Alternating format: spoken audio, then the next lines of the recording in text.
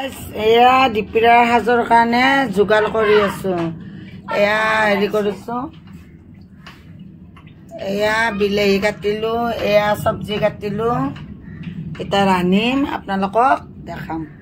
এয়া এতিয়া আলু কাটিলো, আলু এয়া আদা ৰহুন এটা পিচিম। দালি বনাই আছো, চৌকাত বনাইছো দেই গাইজ, আজি ঘৰতে আছো, চৌকাত বনাইছো। এই আমাৰ ভণ্টিৰ ল'ৰাটো আছে, বাবু হাই ক। এই দুটা ৰাইজৰ কাম কৰি আছে মাইকী কেইজনী, এই দুটা বাবু।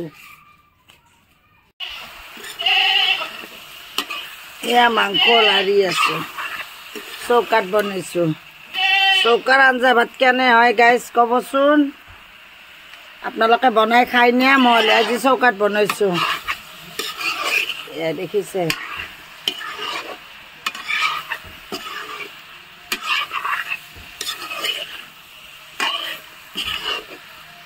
এয়া চৌকাত বনাই আছো,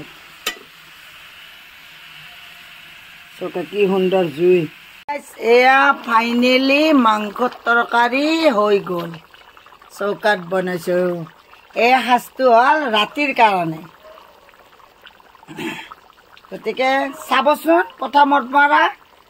চাই যদি আপোনালোকৰ ভাল লাগে লাইক কৰিব, শ্বেয়াৰ কৰিব, কমেণ্ট কৰিব, লগতে ছাবস্ক্ৰাইব কৰি দিব। ঠিক আছে গাইজ, এইয়া